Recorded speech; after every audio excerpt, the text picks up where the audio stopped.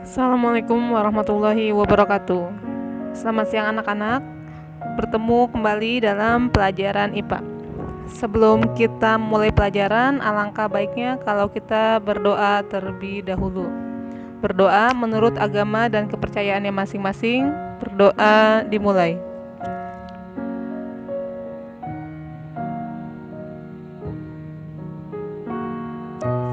Selesai. Anak-anak, pada pembelajaran kali ini kita materi gerak benda dan makhluk hidup di lingkungan sekitar, yaitu tetap di pembuat materinya yaitu Bu Henry, Bu Windy, dan Bu Dewi sendiri. Ini adalah kontrak belajar IPA. Ada Bu Henry untuk pelajaran IPA itu di kelas A sampai kelas E, Bu Dewi di kelas F sampai kelas H, dan Bu Windy di kelas I sampai di kelas K. Anak-anak jangan lupa tugas-tugas yang kemarin dikirim ke classroomnya masing-masing. Ini ada kompetensi dasar dan indikatornya. Silakan dibaca terlebih dahulu.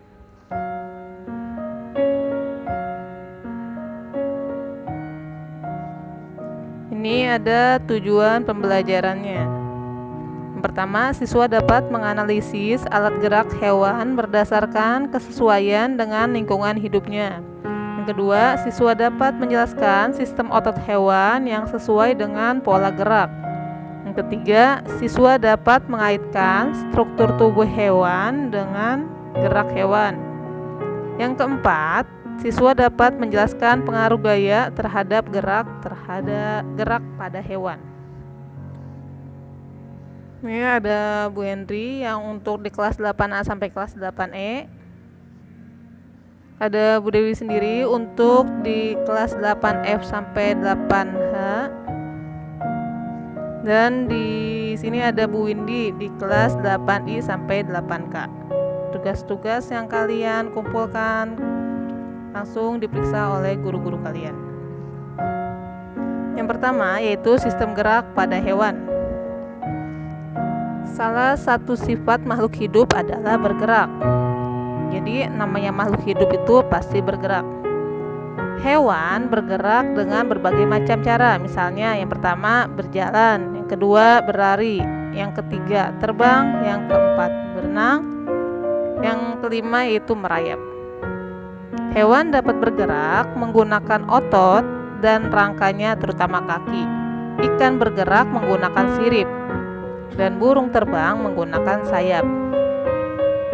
Hewan bergerak ke berbagai tujuan, antara lain untuk melindungi diri dari predator atau untuk mencari mangsa. Kita lihat ada gambar 1.42, itu gambar yang pertama ada ikan berenang menghindari serangan anjing laut.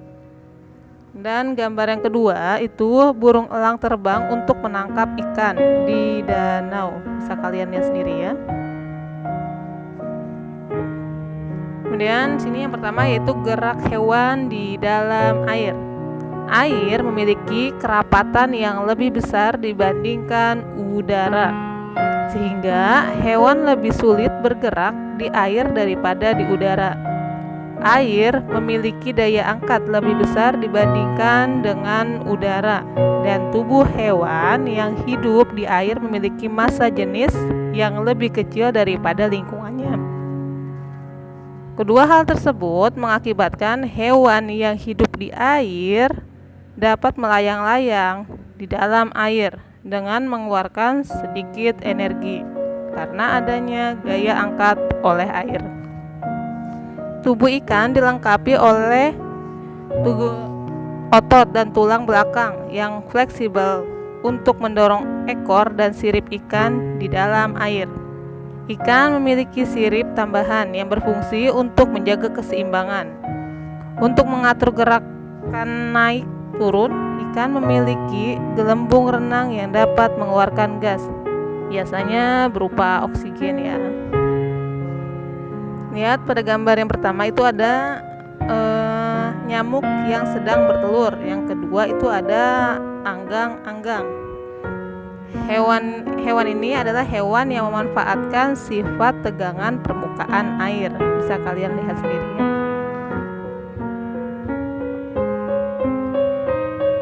Kemudian yang kedua, gerak hewan di udara. Tahukah kamu bagaimana cara burung dapat terbang dan melayang dan melawan gravitasi bumi? Gravitasi adalah masalah utama yang dihadapi oleh hewan-hewan yang terbang di udara.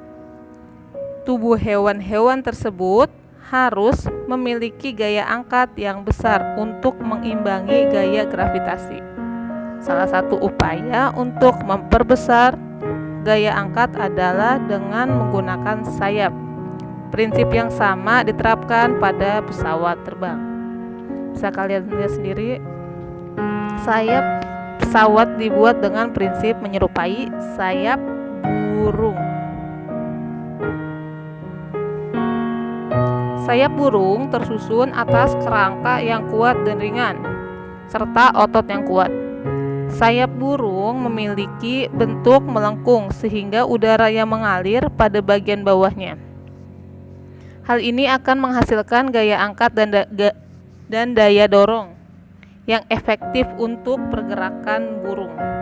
Struktur sayap yang demikian disebut airfoil.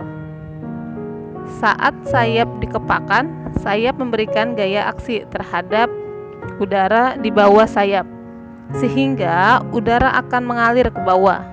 Sesuai dengan hukum 3 Newton, ketika benda pertama menghasilkan gaya F aksi pada benda kedua, maka benda kedua akan menghasilkan gaya atau reaksi pada benda pertama. Hal inilah yang membuat burung dapat terangkat ke atas. Bisa kalian lihat sendiri gambarnya pada sayap. Kemudian yang ketiga, gerak hewan di darat. Hewan yang hidup di darat memiliki otot dan tulang yang kuat. Hal tersebut diperlakukan untuk mengatasi inersia. Inersia itu kecenderungan tubuh untuk diam, dan untuk menyimpan energi pegas atau elastisitas untuk melakukan berbagai aktivitas. Bayangkan bagaimana bila kita berjalan. Nah, seseorang berjalan dengan menginjak lantai dengan kakinya. Lantai kemudian memberikan gaya balik yang sama dan berlawanan arah pada orang tersebut, dan gaya inilah yang menggerakkan orang tersebut ke depan. Dengan cara yang sama, seekor burung yang terbang ke depan memberikan gaya pada udara dengan cara mengepakkan sayapnya ke belakang. Tetapi udara tersebut mendorong balik sayap burung itu ke depan.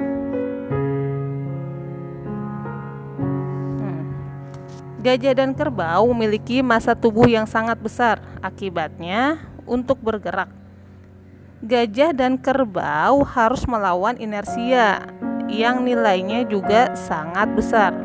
Namun, perbedaan struktur tulang serta kekuatan otot gajah dan kerbau membuat gajah mampu melakukan gerakan yang lebih lincah daripada kerbau.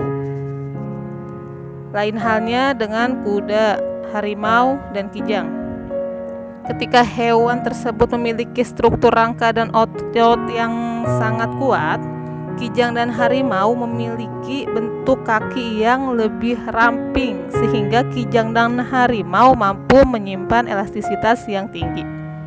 Hal tersebut mengakibatkan pada saat berlari, kijang dan harimau lebih banyak melompat ke udara dan meluncur ke udara. Gaya gesek udara yang jauh lebih kecil daripada gaya gesek permukaan tanah membuat kijang dapat berlari dengan kecepatan yang lebih tinggi daripada kuda. Kita lihat pada gambar, ada gajah, kerbau, kuda, kijang, dan macan. Kecepatan gerak kilometer per jamnya itu ada, kalau pada gajah itu 25 km per jam, kalau kerbau 50 km per jam, kalau kuda 76 km per jam, kalau kijang 97 km per jam, Kalau macan lebih besar lagi nih, 112 km per jam. Ada hukum Newton yang pertama, yaitu hukum ke-1, setiap benda akan mempertahankan keadaan diam atau bergerak lurus beraturan, kecuali ada gaya yang bekerja untuk mengubahnya. Kemarin sudah ya, hukum Newton yang Ibu bahas kemarin sampai 2. Kemudian contohnya, sebuah benda yang sedang diam akan tetap diam kecuali ada resultan gaya yang tidak nol bekerja padanya. Pertama itu, saat seseorang mengerem kendaraan bermotor atau mobil, maka tubuh akan terdorong ke depan. Kemudian contoh yang kedua, saat seseorang menginjak pedal gas, maka tubuh akan terdorong ke belakang. Kemudian yang ketiga, kertas yang di bawah gelas kaca ditarik dengan cepat, maka gelas akan tetap diam karena resultan gayanya sebesar 0. Kemudian hukum Newton yang kedua itu, perubahan dari gerak selalu berbanding lurus terhadap gaya yang dihasilkan atau bekerja dan memiliki arah yang sama dengan garis normal dari titik singgung gaya benda. Ini ada contohnya, badak besar mendorong badak kecil sehingga badak kecil tersebut terpental. Kemudian contoh yang kedua, mobil truk yang membawa massa atau benda sedikit maka bisa mendapatkan percepatan yang lebih besar daripada truk yang membawa muatan sangat banyak. Kemudian yang ketiga, seseorang yang membawa gerobak mie ayam dengan kekuatan tertentu, maka gerobak mie ayam akan berjalan dengan suatu percepatan tertentu. Nah, kalau yang sekarang masuk ke hukum Newton ketiga dari gerak pada hewan ini. Hukum ketiga ini, untuk setiap aksi selalu ada reaksi yang sama besar dan berlawanan arah, atau gaya dari dua benda pada satu sama lain selalu sama besar dan berlawanan arah. Jadi benda apapun yang menekan atau menarik benda lain mengalami tekanan atau tarikan yang sama dari benda yang ditekan atau ditarik. Ya, contoh yang pertama, kalau kamu menekan sebuah batu dengan jari kamu ini akan ditekan kembali oleh si batu. Kemudian contoh yang kedua, jika seekor kuda menarik sebuah batu dengan menggunakan tali, maka kuda tersebut juga tertarik ke arah batu. Untuk tali yang digunakan juga akan menarik sang kuda ke arah batu, sebesar ia menarik sang batu ke arah kuda. Nah, hukum ketiga ini menjelaskan bahwa semua gaya adalah interaksi antara benda-benda yang berbeda. Maka tidak ada gaya yang bekerja hanya pada satu benda. Jika gaya A mengerjakan gaya pada benda B secara bersamaan akan mengerjakan gaya dengan besar yang sama pada benda A, dan dua gaya garis. Seperti yang ditunjukkan di gambar, para peluncur es atau ice skater ini memberikan gaya satu sama lain dengan besar yang sama tetapi arah yang berlawanan, bisa kalian lihat sendiri. Walaupun gaya yang diberikan sama, percepatan yang terjadi tidak sama. Peluncur yang massanya lebih kecil akan mendapat percepatan yang lebih besar karena hukum kedua Newton. Dua garis yang bekerja pada hukum ketiga ini adalah gaya yang bertipe sama. Misalnya antara roda dengan jalan sama-sama memberikan gaya gesek. Bisa kalian lihat sendiri ya. Ini adalah yang pada gambar hukum ketiga Newton. Jadi para pemain sepatu luncur es memberikan gaya pada satu sama lain dengan besar yang sama tetapi berlawanan arah. Peluncur yang massanya lebih kecil akan mendapat percepatan yang lebih besar karena hukum kedua Newton. Dua gaya yang bekerja pada hukum ketiga ini adalah gaya yang bertipe sama. Misalnya antara roda dengan jalan sama-sama memberikan gaya gesek. Nah, ini adalah tugas kalian untuk pertemuan ini. Pertanyaannya adalah burung unta dan merpati merupakan unggas.